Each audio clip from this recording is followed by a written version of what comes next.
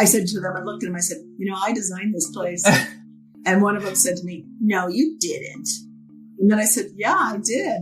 And the other little one came over, put his arms around my legs and said, thank you. Oh, that's amazing. I loved it. Hi. Hello. Hello. Hello. Hello. Hello, and welcome to Architecting. This is a podcast about the lives of architects, about the people and the stories behind the buildings and the images that we see. And with this very international world that we live in, this show is purposely local and narrow, only focusing on the Colorado community designers.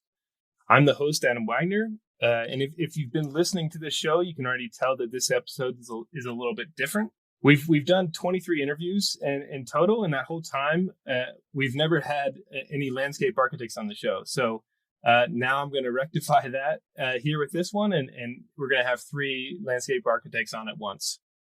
So today we'll be speaking with Laurel of Dig Studio, Ransom Beegles of Our Design Landscape, and Ashley Stevens of Evoke. Now this is a select group of Colorado designers representing a range of firm sizes from large and medium and small. But one thing they all share in common is their recent addition into the Modern Denver article entitled "In Praise of Place." Now, of course, this was a well-written article by the talented Vanessa Kaufman. But you can really only fit so much onto a few pages about the depth and the experiences of a designer and what it means to work in a place like Colorado. So I've invited these 3 firms on the show to continue this conversation. So this will be a 2-part talk. So first, each guest will have the opportunity to introduce themselves with 10 slides in about 10 minutes. With the general prompt of who are you, how did you get here, and what excites you now. So, and then after this, we'll come together for a discussion to expand on some of the topics brought up by the articles and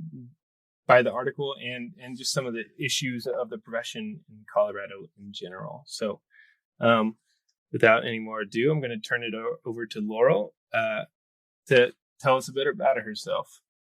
All right. Well, I'm starting out with who I am, and I have to confess I stole from a poet named George L. Lyon, and I wrote a poem about who I am. I am from crisp winter nights, tipping barrels of water with my father, freezing our yard into an ice skating rink. I am from wooded Adirondack heights, trailing behind my mother to identify wildflowers. I am from sisters named after ericaceous plants, holly, heather, and laurel. I am from bird watching with strange people more colorful than the birds. I am from cross-country road trips, traversing the entire country's scenery for 6 weeks, twice. From Finger Lakes country, swimming, sailing, and skiing, ears of New York State sweet corn sprinkled with homemade garlic salt. From staying up all night to secure a camping spot at the top of Mount Washington, to ski down death-defying slopes in a bathing suit. I am from Vermont winters so cold your nostrils freeze, from the 70s, streaking, drugs, war protests, and environmental causes. From Harvard to study juxtaposition, composition, architecture, and landscape as art. A business partner husband for 35 years, 2 children now grown. I am from untold pounds of homegrown produce and buckets of compost. Worldwide travel exploring places others have built at all sizes and scales. I am from the desire to do good, to make a difference, to produce beauty, to save the planet, to make lives healthier and happier by designing places for people. How did I get here? Well, it was a long journey because I'm kind of old. But in undergraduate school, I started out in zoology. I wanted to be Jane Goodall, but my mother helped steer me towards an ornamental horticulture program where I studied plant and soil science and landscape design. And at graduate school, I studied, as I said before, landscape as art and the idea of conceiving the design of buildings and sites as one conceptual whole. After graduation, I moved to California and eventually made my way to Boulder and started my own firm, the Office of Hyatt, Ransom, Vitek. We like to think of ourselves as the small fish eaten by the bigger one, Ida, who at the time was the largest landscape architecture firm in the world when we joined them. They had 1,500 people. We were swallowed next by AGHM, which at the time of the merger was 46,000 people worldwide. And Dig Studio spurted out of the top as a tiny little goldfish of 4 people in 2012. We started Dig to have a closer relationship with our clients and our work, and have grown it from 4 to over 30 in Denver and in Phoenix. As HRV, in the late 80s, there was no work in Denver. We found resort and hotel and residential work, believe it or not, in Arizona, Las Vegas, and Southern California. When we finally broke into the Denver market, they called us the stealth bombers of landscape architecture in Colorado because no one had ever heard of us. Coors Field was one of our exemplary projects and an example of our growing urban design portfolio. We paved the plaza on Wine Coop with old brick cobbles found under layers of asphalt on the site. We designed a miniature baseball diamond filled with engraved bricks people purchased to fund the public art project. And the words of "Take Me Out to the Ball Game" were playfully engraved in the surrounding band around the ballpark. Amazingly, less than 25 years later, this plaza is already gone.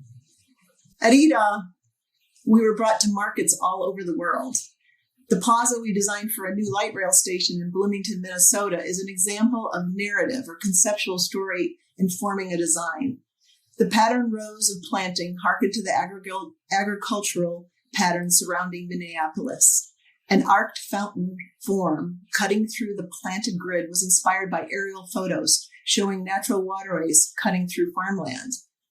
Diagonal paths mark the important bird flyways and the direction to the airport, which is the light rail's end destination. The iconic central sculpture, made of large vertical logs with fins of metal and light, symbolizes the historic stands of mature hardwoods that once grew near the site and identifies the station clearly for travelers. This place is an example of the power of public to attract development. It was built first, and the surrounding development followed.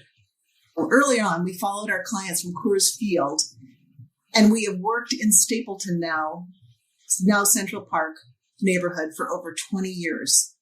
The vision for the neighborhood included knitting the new into the old by extending Denver's City Beautiful movement, parkways connecting neighborhood parks into this brownfield development.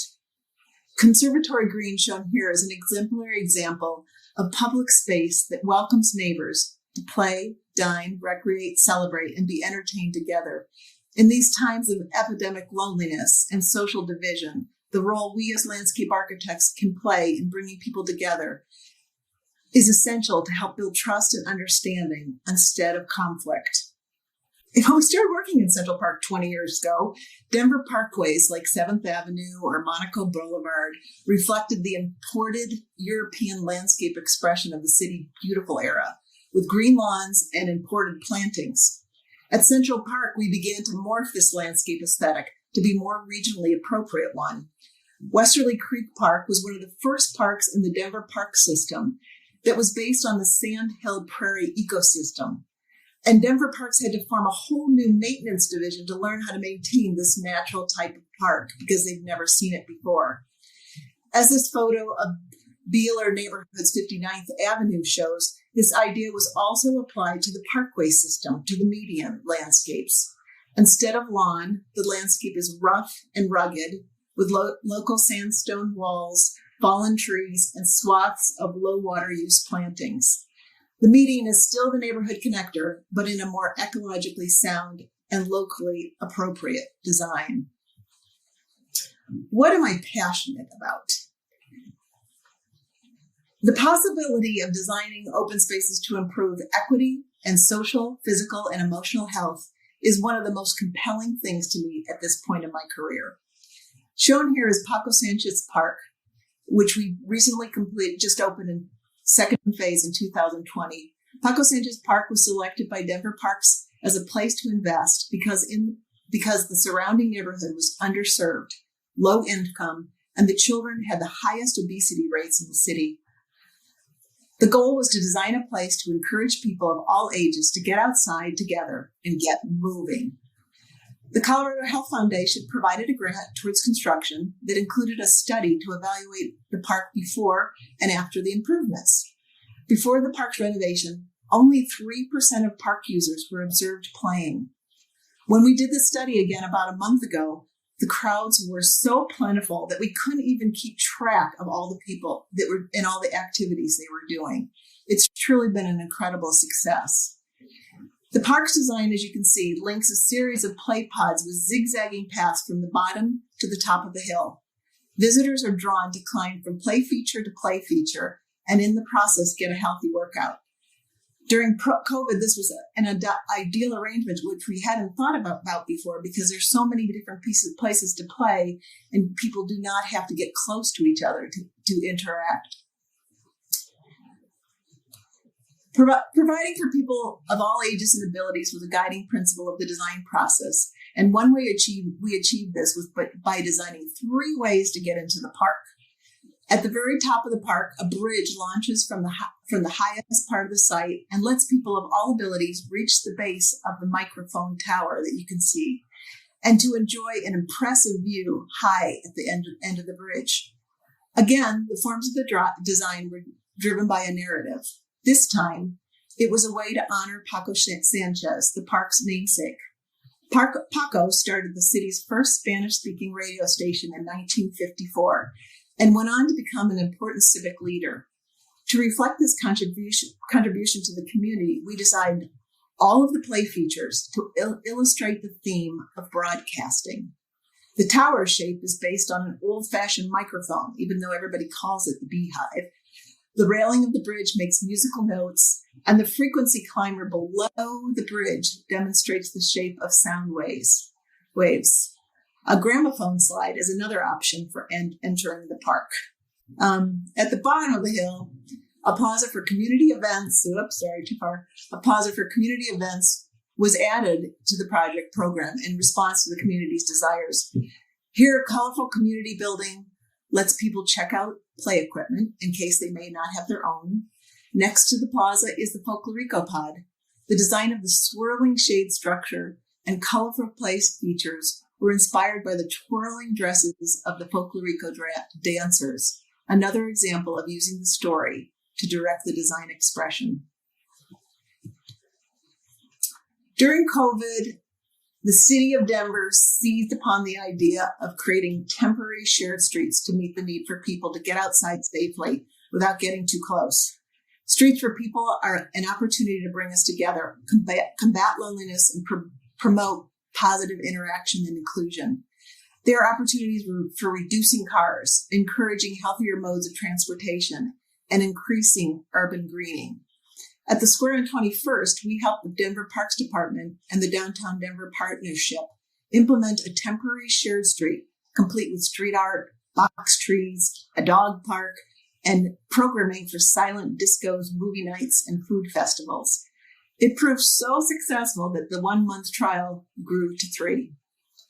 These are serious times for our cities as we face climate change, wildfires, water shortages, urban heat islands, social inequities, and lack of access to open space.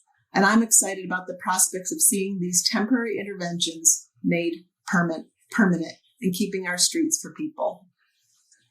And that's the end of my presentation. Nice, fantastic, thank you.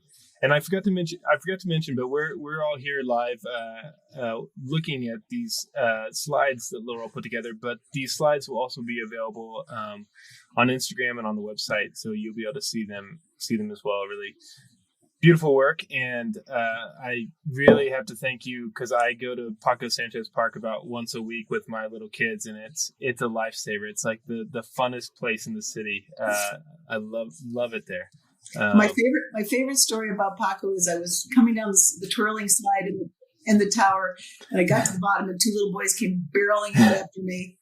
And one of them, I said to them, I looked at them, I said, I designed this place.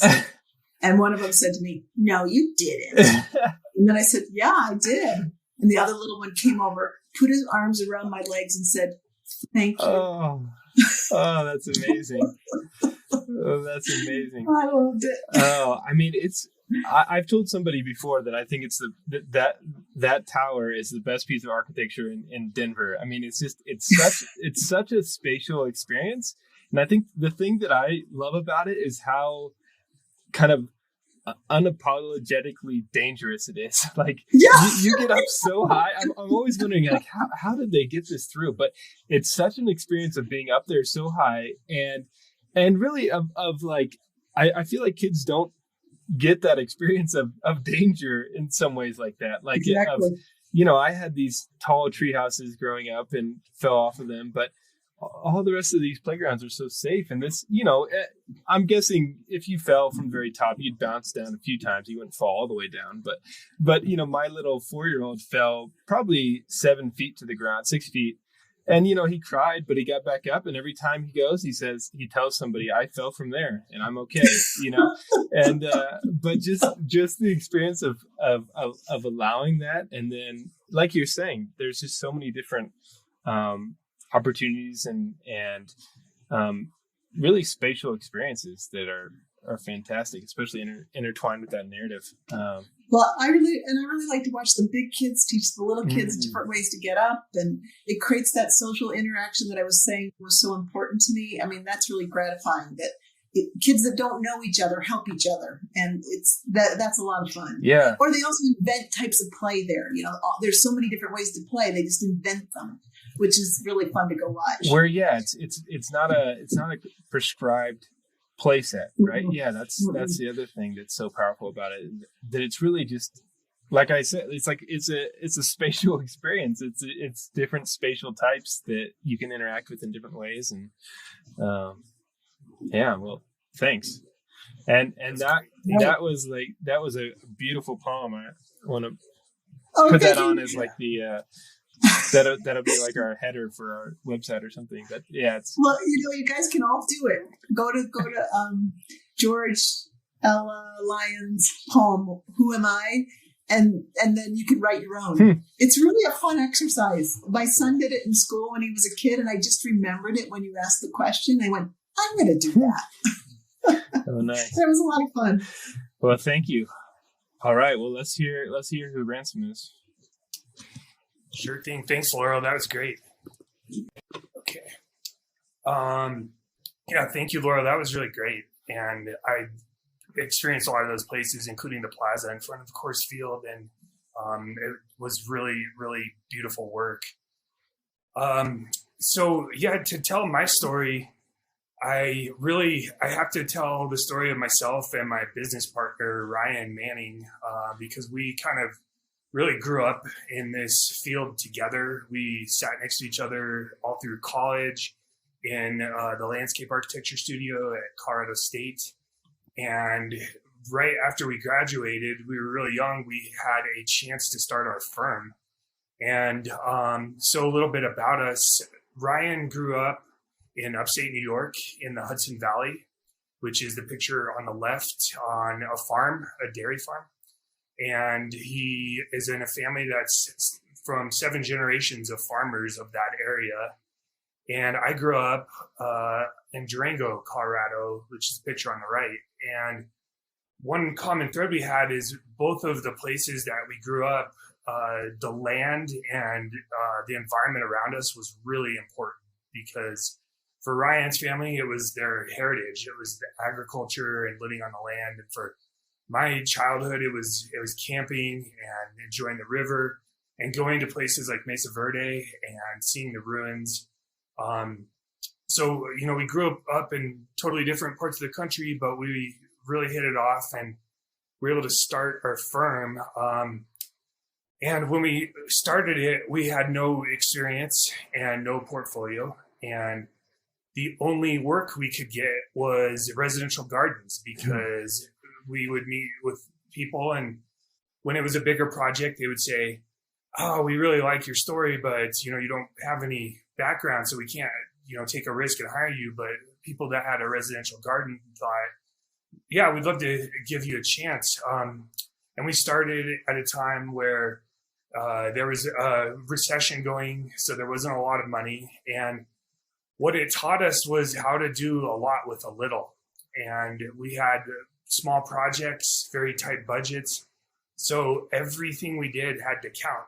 And if it was simply just where we placed concrete and lawn, that sometimes was all we could do or afford. So we really learned this really detailed and kind of minimalist approach to design. And at that same time, we happened to have a friend who worked at a fisheries habitat company. And they were doing a bunch of projects throughout Colorado and Wyoming where they were taking river watersheds and they were enhancing them to restore the ecology. But they didn't really know how to do it very well, but they really wanted to. And they came to us and said, could you work with us? And we really jumped on it because we thought, what an amazing opportunity. So we worked on 3 watersheds in Colorado, and we would wade through the river and inventory all the plant materials, study the patterns of all the vegetation and the wildlife. And we would recreate or help restore bank stabilization, which spawns the ecosystem that creates trout habitat. And we did this through a number of drawings where we would take diagrams because we had to submit this through the Army Corps of Engineers, through the landowners, of course, and through a lot of agencies. And we had to tell them kind of the story about how, as cattle grazing happened, the banks became eroded and the vegetation alongside was removed, which caused the whole ecosystem to kind of fall apart. And we were trying to restore that. And we did that with, and included trail systems and things so people could actually experience these amazing places. So we had this background of this really wide, broad scale site analysis, and then these small scale gardens. And we kind of really combined those. And so now when we approach projects, we're not just thinking about, what's the cool thing that we can do. We're really thinking about the big picture and how does this little slice of whatever we're working on fit into a bigger context.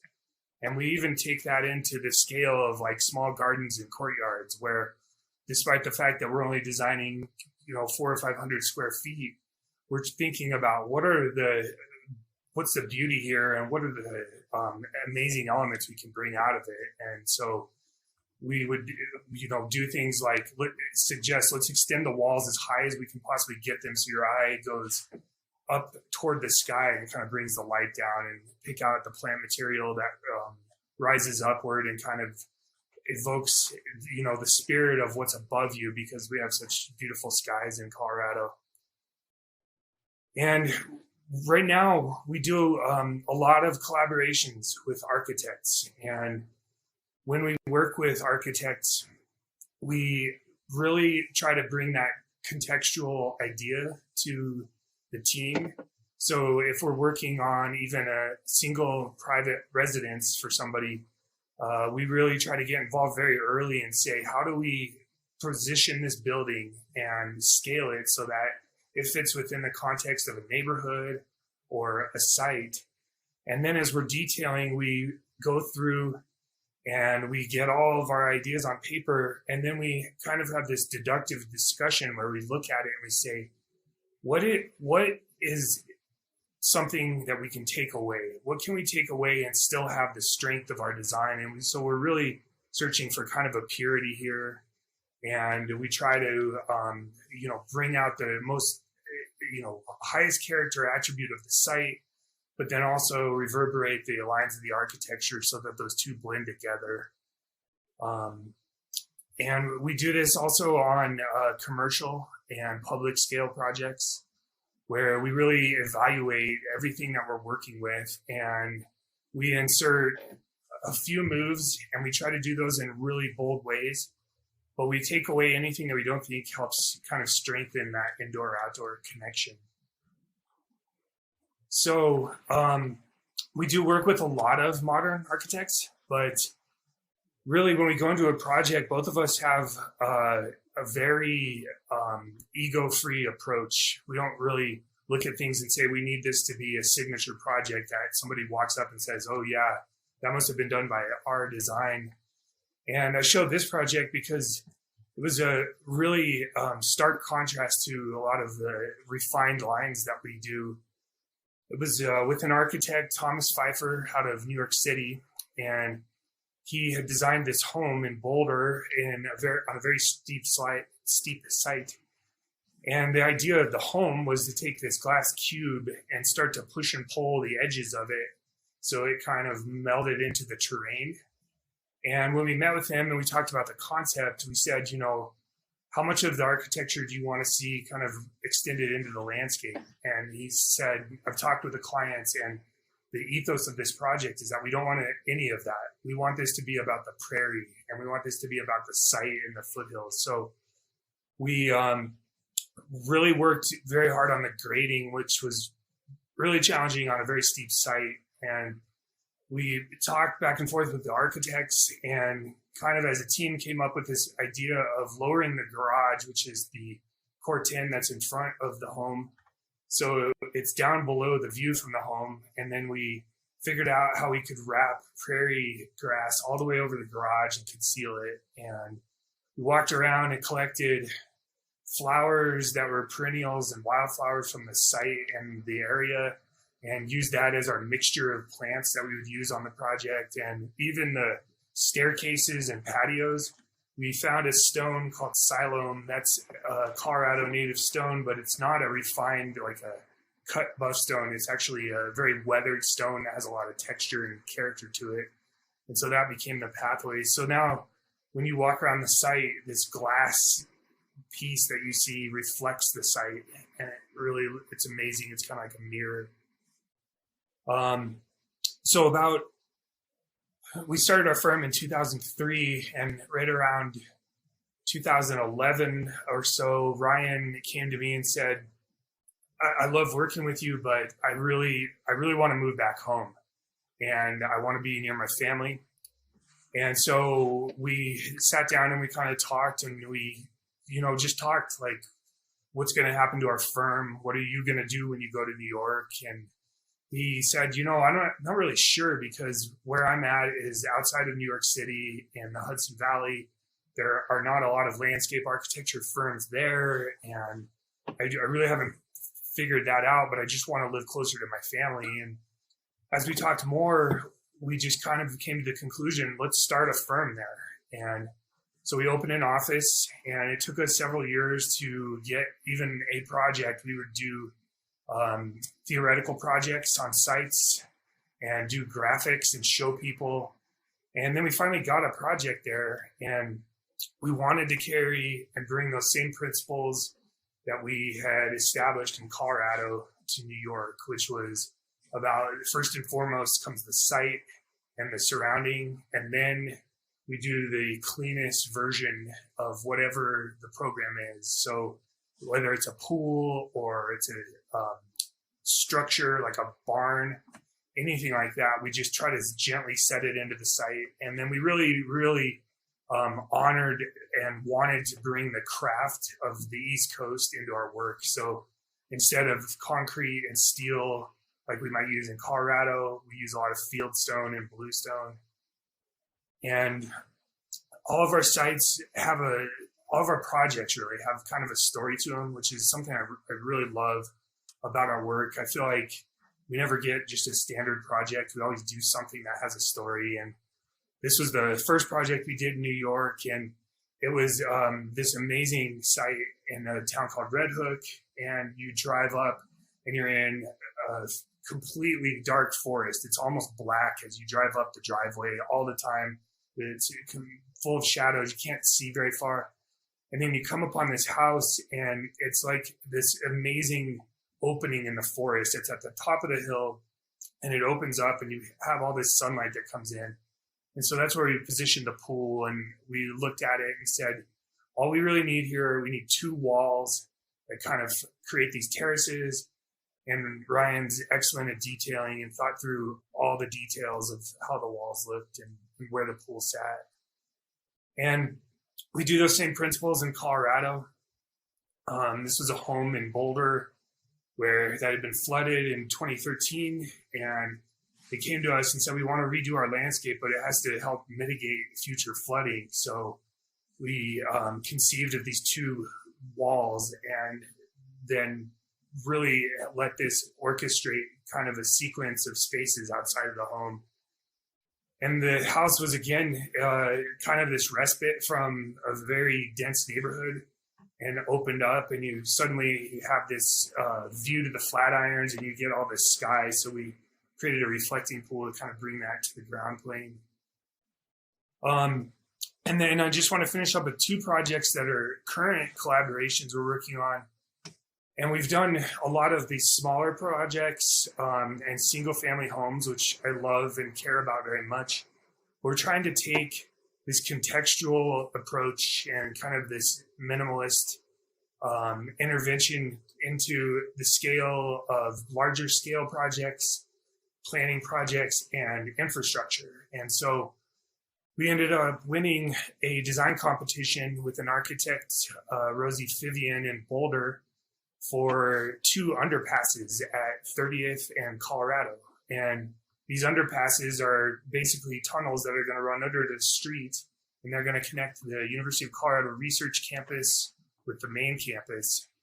And they're typically, fairly dark spaces. They're places where it's always shaded. There's usually concrete on all four sides, and it can be very harsh environments. And we wanted to do something that was the opposite of that. And this project wasn't for the University of Colorado. This was a project for the city of Boulder. So we wanted to celebrate all the diversity of Boulder, the types of people that are there, and do something that was kind of representative of that. So we came up with an idea of a gamma graph, which is when you take two pictures, you splice them together, and then you kind of put them on a series of triangles. So when you see it, when you look from one side, you see a full picture, and then you rotate it and look from the other side, you see a different picture. Mm-hmm. And we thought that could be a really interesting technique. So the walls of concrete are going to be formed with a series of edges that stick out in a triangular manner. And then we're going to paint these murals, and they go from a gradient of one color to another. So as you're walking through this space or riding your bike, you'll see this color change, indicating you're going into a new place. And as you turn and enter the University of Colorado Research Campus, this gradient will kind of pixelate and then start to become the colors from the University of Colorado. So it's been a really fun project and a nice way to bring some work to the infrastructure. And then the last slide I'll show, this is a project with a young firm, A21, very talented architect, Joey. And it's really one of my favorite projects that I've ever worked on. Beautiful site in Jefferson County on Buffalo Creek. And it's right in the middle of some of the most incredible mountain biking in the world. And the people that own the site have a home there, and they said, we want to build a little very small micro resort destination place for mountain bikers to come.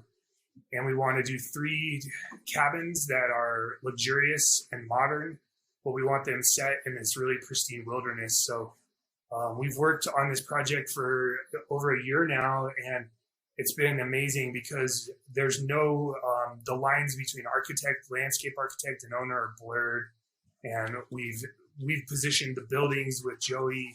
He's told us ideas he has for plants and trails systems, and we kind of go back and forth, and we've created this really nice intervention that's very quiet, so that people that are using the forest won't really even observe that this intervention's there. But it also gives a place for a destination. You can do all the kind of luxury things that people love to do, and then experience the outdoors. So yeah, it's kind of hard to tell your story in 10 slides, but that's what I've got. Nice. Thank you. This is fun. This whole format is so different from what I'm normally doing, and it's nice just to have somebody present and try to sum up yourself in 10 minutes and put images to them and unfortunately Ashley's internet connection broke up, so we're not going to get to talk to her probably today, but this whole idea really came about from Modern in Denver and from the article which you guys are in, and it seemed like Ransom, that was sort of a little bit of your brainchild, this article. And so I'm just interested, kind of what was the idea behind it and how it kind of came together. Yeah. So first of all, I love landscape architecture. I just love it. It's a job I would do no matter how much money I had. And when I, think of somebody like Laurel or Ashley or some of the people that I recommended, I think of them as colleagues, not competitors. And I love hearing their stories and seeing how they approach things. I think that's just so healthy. And just an observation, since we started our firm, I've seen this amazing growth of landscape architecture in Colorado. There is a huge abundance of designers here, but there's also kind of this social understanding of what our job is as a landscape architect. That it used to be, if you could afford it, you'd hire a landscape architect to decorate something nice around your building or your home. And now it's become this different role where people's values are so contingent upon the outdoors, the land that we live in, not just for enjoyment, but also people really care about that, as an ethical thing. And so landscape architects have a really amazing chance because it's such a fast growing state. So much is happening that I talked with William from Modern in Denver about it and just said, I think this is a great time to highlight some of the people that are doing these amazing projects here. We're at a catalytic point in the growth of Colorado, where I think is really important that we get the stories out there that these firms are working on. And so that was kind of where it came about. And Laurel and I have emailed back and forth over the years, but haven't really conversed. And she has, such great knowledge. I thought she'd be a great fit, as well as, Ashley and all the others that were recommended for it. Yeah. Laura, what do you think about that? So when did you move here to Colorado? I moved here in 1986. So it's funny when Vanessa was first suggesting that landscape architecture was just starting here, I was like, Yeah.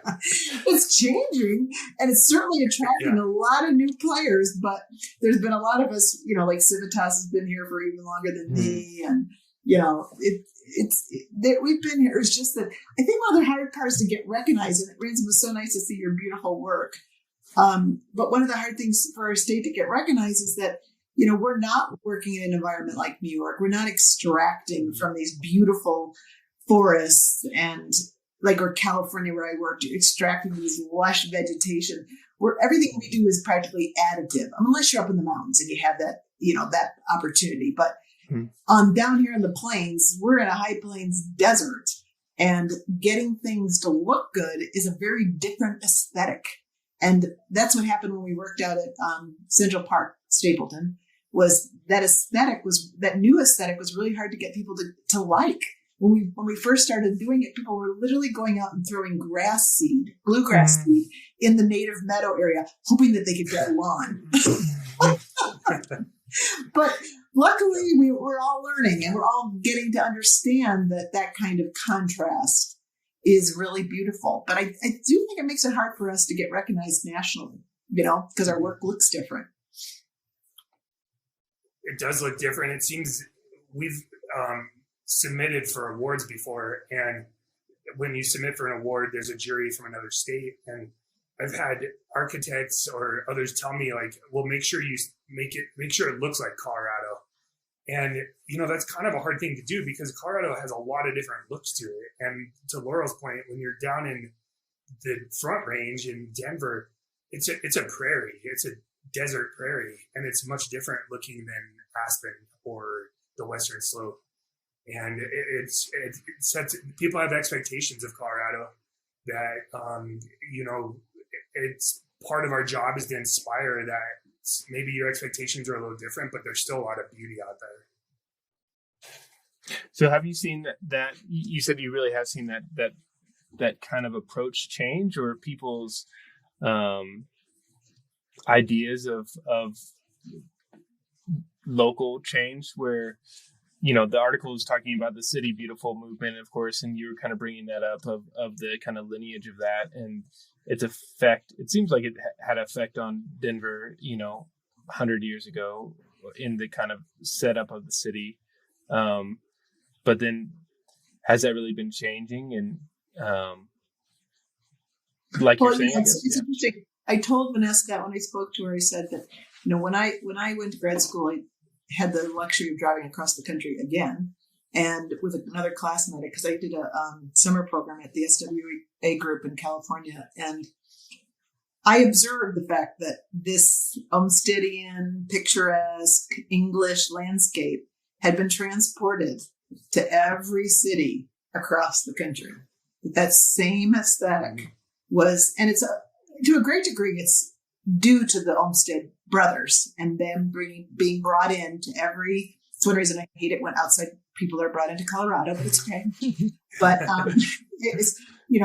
they were brought into every city to help design their parks departments, to help design their parkways, which become part of their park systems, and so that aesthetic did not reflect the environment where it was done. And so at that time, I got really interested in that and actually was going to write an article, or not an article, but a paper about it. But my friend who I was traveling with got to it first. So it was kind of disappointing. But anyway, I have watched it change. I mean, I lived on 7th Avenue Parkway, and that is a real classic sort of City Beautiful Parkway. I've recently done some talks about our historic parks. We did one out at Cheeseman. We're doing one at Washington Park next week. Those places were designed with an aesthetic from that era. But if you go out to some place like Central Park neighborhood, the parks aren't like that anymore. It's really changed. And we're working on a park right now up in northern Denver where it's actually 82 acres that have been land that has been carved out, still available. And it is going to be 12 acres of water quality. It's going to be, it has a pond on it. It's called Herring Pond, Carpio Sanguetti Park. And it has a pond on it that is capping a really contaminated landfill environment or a contaminated site environment. It's going to have recreation added that has never been there. But the aesthetic is all going to be of Colorado. And we submitted that for award. We got an award here in Colorado, but getting one nationally, impossible. Mm-hmm. We couldn't get it. And we got a presidential award here, but we couldn't get one the national, even though it's such a cool project. Yeah. It's not one that I'm leading. Gretchen Wilson, my partner, is. But anyway, I do see it changing. It has changed a lot in the years that I have been here in Ransom. I'm sure you've seen it too. I don't know how long you've been here, but it's changed a lot. Yeah, I think it has. And I don't know how the interaction's been with your clients, but I've noticed in the past, 10 or 12 years, that we used to have to try to sell the beauty of the prairie, sell the beauty of the native landscape here. And now we have clients who come to us and say, I embrace, that's why I'm here. I understand that. Like that dry winter grass look, I'm okay with that. And that is a huge transition because a lot of times we had clients who came from the Midwest and said, what I'm expecting is to do my maple and my bluegrass lawn, and that's a beautiful landscape to me. And now I think people are just seeing, there is some beauty. There's a tremendous amount of beauty in what, the native landscape that we have here. And then as you go to the mountains, it sells itself pretty easily. Another idea that was kind of brought up in the article was this idea of timelessness within landscape architecture. And what does that mean to both of you kind of in your work? Well, it's interesting because I've seen eras. I've been doing this long enough that I've seen eras that are not particularly timeless. Like when I started, it was in the 80s, so it was like Pomo, and everything was postmodern, and a lot of the landscape we were doing reflected those times. And I've seen change, that is not what is in or what people are interested in any longer. People are interested in things like Ransom's doing, cleaner, simpler lines, which also reflects hopefully using less materials, being more ecological, easier maintenance. There's a lot of advantages to doing that I think people have recognized. So, but I do think that what's so interesting about what we do is it changes over time. We have to design with the idea that it's not going to be static. Matter of fact, when we did Westerly Creek, the whole drainage way that runs through the creek was designed. It was designed so that it could change and move with floodwaters over time, just like a native creek would. And there's reinforcement of ways out from the creek channel, but the channel itself can change dramatically over time with the flows. And so, or we design with trees that are going to grow. There's a lot of landscapes that when we first put them in, you look and go, those trees are so small, but you've got to design it with the idea that tree is going to be big. And I think that timelessness is really exciting and also makes it very hard to do what we do. I think in some ways it's harder to be a good landscape architect than it is to be a good architect. Yeah. I don't know if you agree, Adam. No, that's interesting because I've never thought about that before. Where you design a building and it's pretty much what it is, right? Through time. Mm-hmm. I mean, things might age or change, but the idea that you have to be patient you have a vision, but you have to be patient to wait for those trees to grow or the things to change, or in embracing that change is an interesting idea. I think you hit the nail on the head, Laurel. I've never been real comfortable with the term sustainable. It seems to indicate that, well, by definition, it means to stay the same. And I feel like, for us as landscape architects, we for sure have to use the term adaptable. And that is because you look around us and everything is evolving and changing all the time.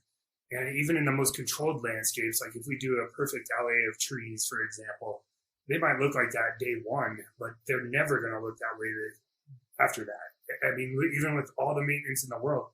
And so we have to be thinking about our landscapes as, rather than fight the fact that they're going to change, embrace that and kind of work with it. And that's something that we are trying to explore more as we think about things like planning and, do things have to be so static? I think timelessness for a long time meant well crafted and this powerful statement. But now I think it's more about something that can evolve and acknowledges the fact that it's going to happen. What I'm interested, I had these the three companies on here in an idea of sort of size, and it's of Dig Studio being the largest, and Ransom, I think you're about 5 or 6 people, and then Evoke was 2. But it's interesting, Laurel, hearing your story of being that small fish that got eaten by what seemed like a big fish, and then got eaten by a blue whale, and then spit out, and then you're growing up yourself again. I'm just interested about sort of like that journey, and then how it's been now being successful and growing, but always having that sort of before in your mind of the huge fish, what's that struggle been like? Well, it's funny because when we started Hyatt Ransom Architect, it was 3 of us. We had 1 desk. We had 0 computers. Right? We did. You shared 1 chair and 1 desk. Yeah. Yeah. And we worked for 2 years. And after we figured out what we paid ourselves, we figured it was about $2 an hour. But after about a year and a half or 2, like you were saying, Ransom, we couldn't find work anywhere, right? After about a year and a half or 2, we grew 1,000% in 1 year. That was 1989. We grew 1,000%. So, and then we grew that firm up to 25 people, which was a very nice size. But what ended up happening when you get to that size is that there's a lot of things you have to pull in place. You've got to, you got to create all the systems and all the business things. It becomes so much more of a business aspect to it.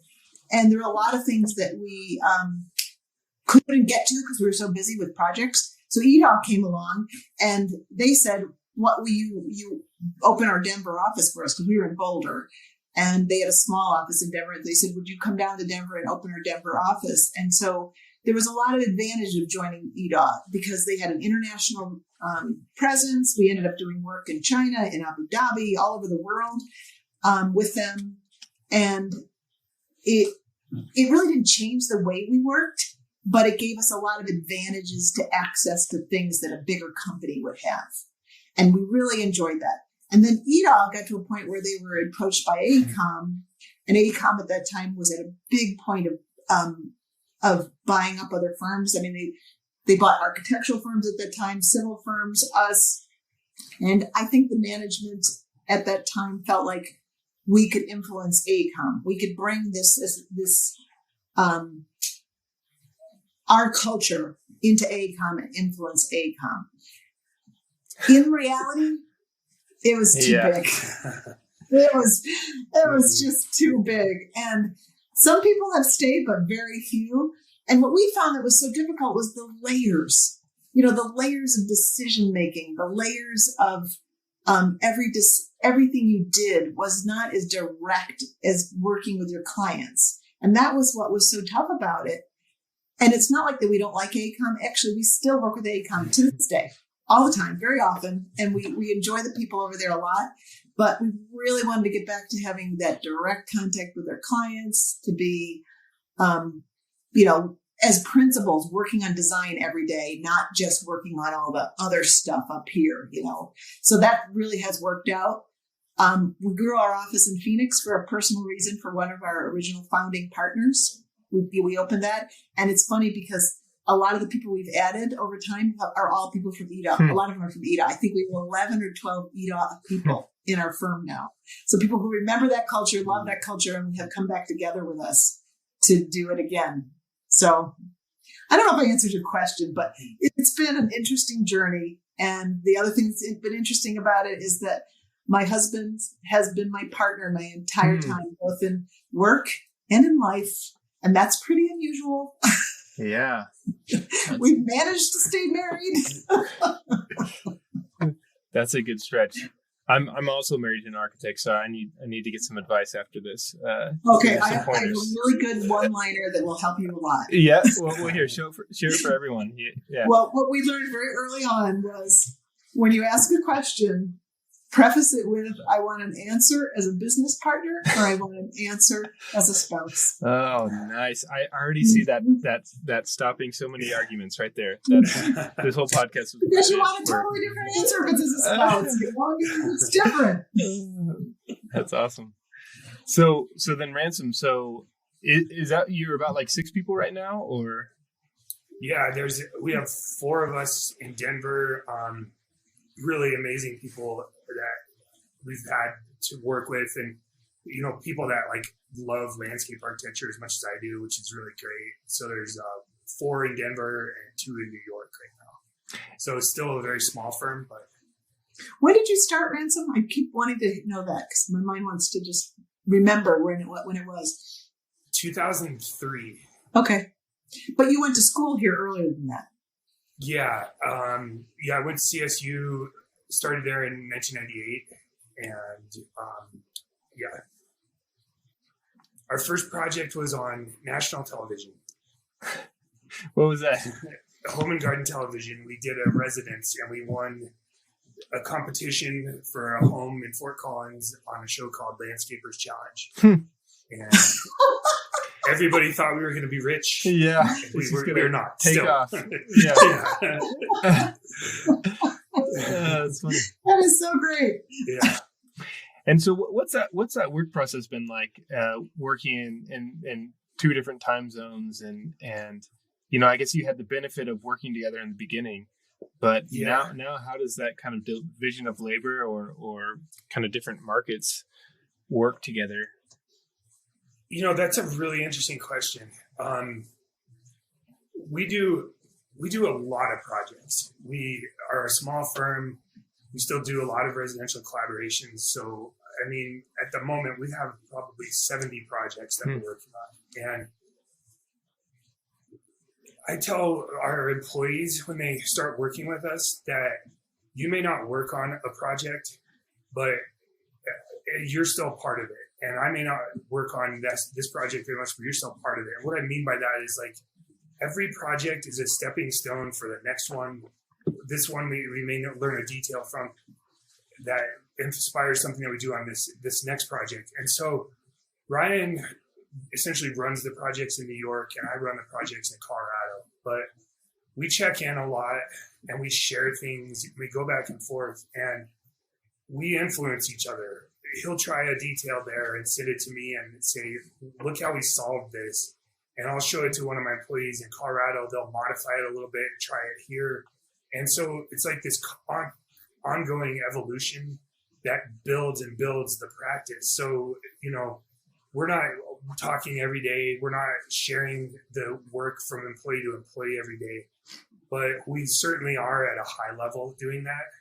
And we know each other like brothers. So we really trust each other's instincts. And so when Ryan takes on something challenging, he'll call me if he needs me. But a lot of times I just, I'll say, do what you think is right. I trust you. And he says the same to me. So that's kind of how we've been dividing it. I wish we did work a little more together, but you get busy and you're trying to just keep things afloat in each place.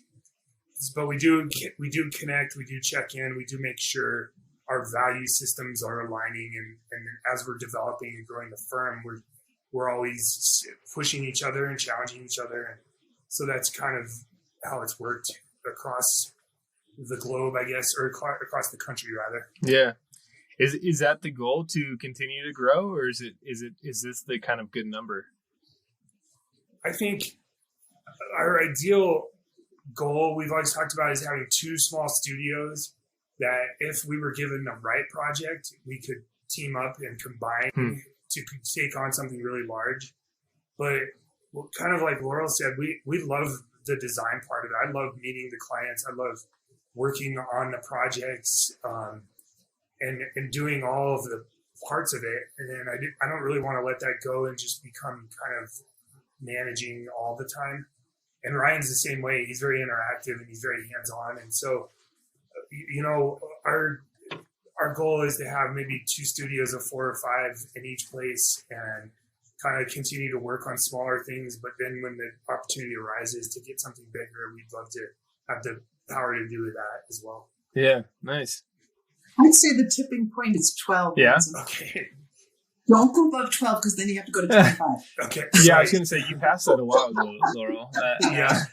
And then once you go to 25, you have to get 35 and 46,000. No, because it becomes an economy of scale at a certain point. But that in between is a really hard size to be.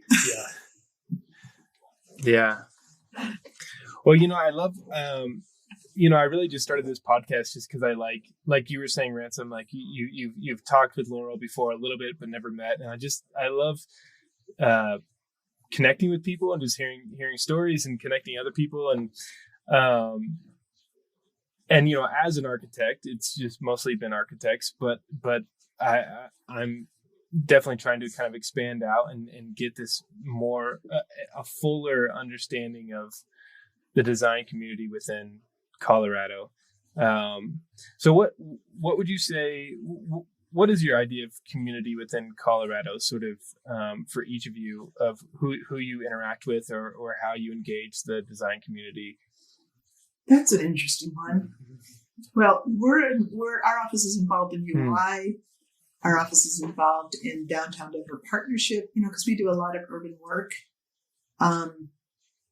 And we're involved in ASLA. We're involved in AIA. I mean, I've done talks at AIA conferences before and things like that. But it's interesting because Ransom, the work that you're doing with architects is really beautiful. And when I was in grad school, I was lucky enough to do a joint studio and worked on a project, my thesis project, with an architecture student and me, and produced an incredible project that came completely from site and architecture working together. And that experience I don't get to do all the time unless it's a residential project. And it's one reason I love residential projects, because they're at a scale still where you can work with an architect and work really closely. I mean, the bigger project, we try to do it as much, but usually the architects has developed the concept. They bring you in a little bit later in the process. It's not the same thing of conceiving it from ground up together. And so I do really miss that, and wish that's why I like this conversation we're having with you, Adam, because I wish architects understood that more, the power of that and how well that works. But I don't think they always understand, even though I love them dearly, they don't always understand what we do or what we can bring to the table. And it's one of the reasons I love to do projects where it's strictly sites, like parks and open spaces and public plazas and things like that. And it's funny because we're working on a project together right now, Laurel, sort of, but it's such a small scope for you guys, where it's just the sidewalk on the corner, and but there is a lot of potential there, even with that miniature scope. But right. And to say this too, on top of that, no matter what the scale is, no matter what the project is, like Ransom said, we always try to bring the best to the project that can be had. The best concept, the best materiality, to make the biggest bang for the buck for the client's money, whatever it might be. But we never treat a project like it's just, we just don't do that. It's not how we work. So it doesn't matter. And we also always try to understand the architecture really well, because we feel like we have a real sense of that. And even in a small project like yours, as far as our scope, the biggest contribution I feel like we often make is the interaction with architecture and grade, because we are so sensitive about grading and how grading becomes part of the design and shouldn't be a leftover piece. Like I'm just working on a project with another architecture firm right now, and we pointed out to them that the front door was 5 feet above the adjacent curb. Just, and the engineer was sort of presenting this okay, and I'm like, no. So anyway, grading is a wonderful tool, and I find it a very artful tool, and I love it. And any project we could bring that to, no matter what it is. Yeah. And I think, Ransom, it's, I'm really pretty jealous of you. I mean, of being able to engage with these architects, especially like Thomas Pfeiffer and like Flato and Joey, like you're talking about, and Studio B, whose office you're in right now. And you're working with my wife at Ginsler on a project. And, but yeah, that community in itself has to be pretty interesting of plugging in with different designers. And, Yeah, it's been, like one of the things I love about residential projects is all the clients are different, but man, all the architects are different too. And they're quirky. They have different things they care about, but they become friends. I spend a lot of time having discussions like this with architects outside of work. And I love hearing the way people see the world. I just think it's really fascinating. And I feel really lucky to, some weeks I'm in 7 or 8 different architecture offices and experiencing different cultures. And I try to bring that, like in my personal life, I love DJs. I once in a while DJ for fun and try to reach away from architecture, landscape architecture, and into art and music and those kinds of things for inspiration and dialogue. Just, you'd be amazed at the lessons you can learn from like a really good chef about design.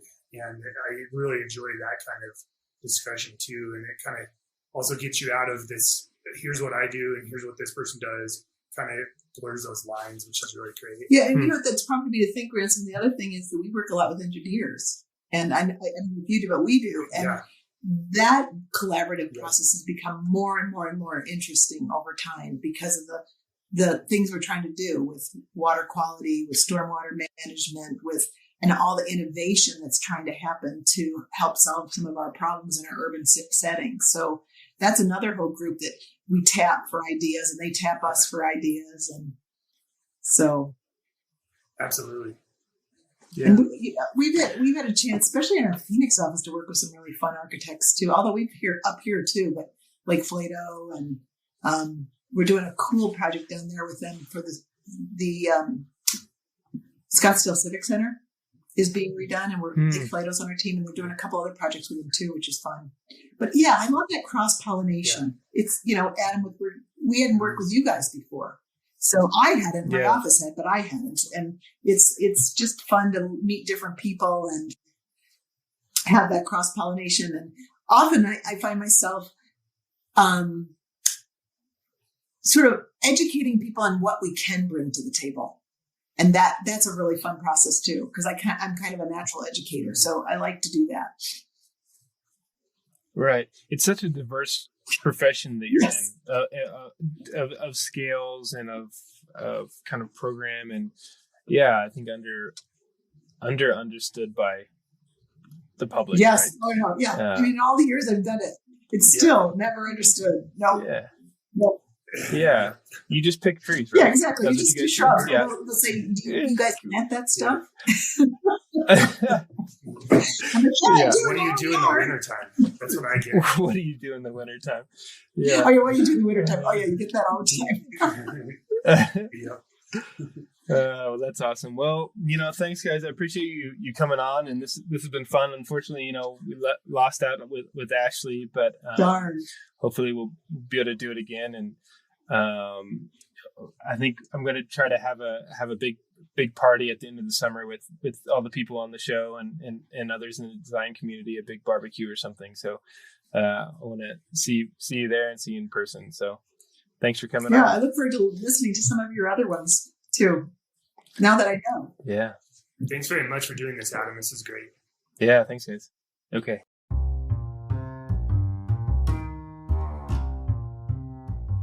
So our goal at Architecting is to help connect Colorado designers, and nobody is already doing this better than Modern in Denver. For over a decade, Modern in Denver has been striving to bring architects together and to educate the public about what good design can be and can accomplish. I'm very excited to be working together with them now on this shared goal. So over the years, they have constantly created fantastically curated stories about Colorado designers and projects, and work to connect the profession with live local events. So go out now, buy a copy of their new print issue, subscribe to their weekly email list, and follow them on Instagram.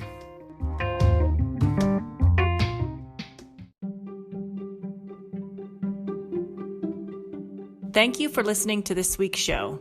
You can visit architecting.com, that's architect-ing.com, to see images from this week's guest. And please rate and review the show wherever you listen to podcasts. Have a great week and keep connecting.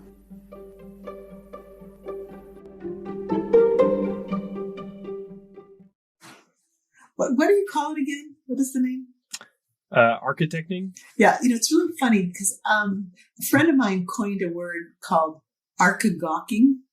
Yeah, archi-gawking. Yeah. And he coined it because we all, us collectively, always travel and go places to gawk at architecture, right? That's awesome. Right? Yeah. I think it's a great term. Yeah. But I've used it many times and people don't always get it. But I kind of like to coin that. Right away. Yeah, that's nice. Especially when you're married to a designer, right? Yes. Like that's all. Yeah. Yes, our poor children. We've taken them everywhere. Archi-gawking. But you have no pictures up there, right? You just have pictures of architecture and landscape architecture. Yeah. So hey guys, can you move for a second? I need to take a picture of this detail. Yeah, that's funny. Well, what were some of the biggest takeaways that you got from grad school, and like who was kind of influencing you there when you were there, Laurel? Well, I was really lucky that the chair of the department when I started was Peter Walker. who is, a starchitect when it comes to landscape architecture. Yeah. And he was the one that, it was really interesting. When I went to school, it was right after Ian McHarg had written his book, Design with Nature. And that was in the 70s. And everything had gone environmental, ecological, everything. There was very little design going on in landscape architecture. It was all site analysis and all that sort of stuff. And Pete Walker was really, really interested in landscape as art. He was really interested in Sarah as an as an artist, and his work is site work as art. And he was really interested in the historic gardens of Lenotre and interpreting that in a modern way. He was really interested in Dan Kiley and Kiley's work. So he was changing the focus of design at Harvard. And the other thing that we did when we were there was really fabulous, which I could tell in your work too, Ransom, is that our first studio was architecture and landscape architecture together. So we learned a lot about architecture and the principles of architecture and how then they applied to landscape as well as to architecture. And matter of fact, we designed a house. We used precedent to pick an architect to design a house we did all that. So that was really, really powerful. Then after Pete left, Laurel came in. I'm talking about another star. Yeah, really. So Lori was leading the program. Yeah. And my last year, I really wanted to do a joint studio because I was so interested in the overlap between architecture and landscape architecture. And I asked Lori if we could do one. And he told me no. And I fought it, but he said no. But in the very last minute, over break between fall and spring, Michael McKinnell, who's another star. Michael McKinnell was the most favorite architecture professor at the university at that time, at GSD at the time.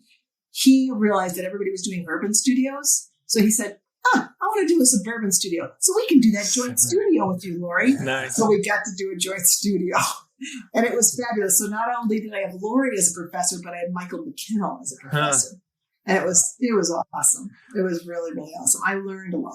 Were you integrated in at the GSD in the trays there? Like, were you working next to the architecture students, or no, they kind of segregated? No. Yeah, we had our own tray. They were in the trays below us, and then urban design was up on the upper tray above us.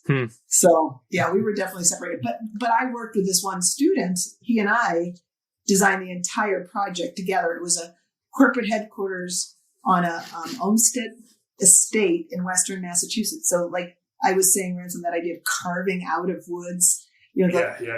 Olmsted had created these spaces that were very defined by the woods and open meadows, like Central Park is. And we put our, to be sensitive, we put our corporate headquarters in the woods that you just discovered by coming around and coming from a different direction and finding it. And it was completely integrated. It was a really cool project. Too bad we couldn't have built it. But anyway, I learned a lot from that. It was a neat time to go to school. Yeah, I bet. Yeah, I mean, that would have been incredible. Just that environment of Cambridge is magnetic. It seems like. Yeah. It was neat. It was neat. But then I always used to say it takes you 2 years to get over going to graduate school there because it was so brutal. Yeah. You had to get back to reality and get out of this. Yeah, it's hard to figure out how to be a real person again. Yeah, exactly. Yeah. How to be a real person. Absolutely. It was brutal. So that's what California was? Be a real person in California. I actually went out and worked with Pete Walker at SWA Group. And I did things like design a master plan for Disney World with him and down in Orlando until he got us fired because he was such a feisty guy. That's funny. And so, I worked for SWA Group for a couple of years. It was a great studio or office to work for. They had a wonderful aesthetic and still love that place. And then came to Colorado because my husband wanted to come. So, but I love Colorado. I didn't ever think I would stay. I always thought I'd go back east. Yeah. And how many years later, I'm still here. It grabs you. What was that program like at Colorado State, Ransom? I really, excuse me, I really loved it.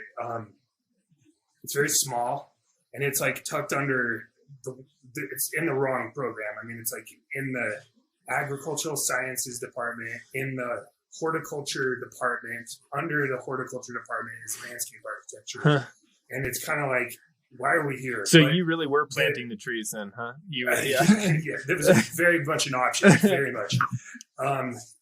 But all the department head was named Merlin Paulson, and he came from Harvard, and he was very adamant that he was going to try to mold the curriculum that we had toward, something like what you would experience at Harvard. They pushed us. It was super competitive. I mean, just really, really driven, but it was amazing because we had one summer where we went to Europe for a month and a half and drove all over the gardens of Italy, France, and some in Switzerland. And one of our professors knew all these, he'd done it for 15 years. So he knew where to go. It took us to all these places, knew where to take the killer picture, and we sketched and drew. And it was just awesome because it was very much a self-motivated program. Like, they kind of gave you the project and then you either sank or swam. And I was around classmates that were, a lot of them were from smaller towns and kind of grew up with like a farming work ethic and worked really, really hard. And so everybody just pushed each other. And it was really, it wasn't at Harvard or anything like that, but it was really good for the experience I had there. And I really, really enjoyed it. Yeah. Was Brad there when you were there? Brad was there. Yep. He's great. Yeah, he worked for us. Yeah, that's right. He did. Mm-hmm. Yep. Who is that? Brad who? Brad Getz. Brad Getz. Also from went to Harvard, and then he worked with them, I think, a lot on the Coors Field project, right? Mm-hmm. Yeah, he was with us when we were at EDA. At EDA. HRB EDA. Yeah. Mm-hmm. Well, cool. Well, let's see. Was there anything else we missed? Anything else you wanted to get off your chest or talk about? Or I think it was pretty good. Well, I wonder if what's happening to you is what's happening to us. The droves of new firms that are coming here. Yeah. Are you seeing that, Adam, with architecture too? Yeah, I think so. You mean like firms from outside coming in? Yeah. Yes, Mm-hmm. who are opening offices. Yeah. And I hear about it like a new one every day. I just heard about, I had a student from last semester at UCD that I really connected with and I'd given a lot of advice to, and he just wrote me to tell me he got a job. And it was with a firm from Nashville that just opened an office, in a landscape architecture office in Denver. Mm-hmm. Mm-hmm. I just keep hearing about it. Like, holy cow! I know. We got enough competition here already. I can't say too much. I've only been here 5 years, so, but I feel like I was right at the end of the acceptable wave, and now nobody else can come. Yeah. No, that was right before the cutoff. Yeah, right. Yeah. But it's just so surprising. I mean, when I started this, some people asked me, well, you're going to run out of Colorado architects pretty fast. And I said, I have a list of 70 people that I'm working through right now. And that's just like one person per firm, there's a huge amount of designers, like you're saying, and people doing great things. And, so. Yeah, it's really fun. Like one thing that we're involved in is Downtown Denver Partnership. And that has a lot of people that are different architectural firms and also people that are involved in the real estate industry and development industry, so that's really cool to overlap with too. I mean, you'll never run out of exactly. Well, cool guys. Well, thanks for taking this time and coming on and. Yeah, and tell Ashley we're sorry. Yeah. I was looking forward to hearing about her work because it looks really, really cool. Yeah, I know. That's too bad.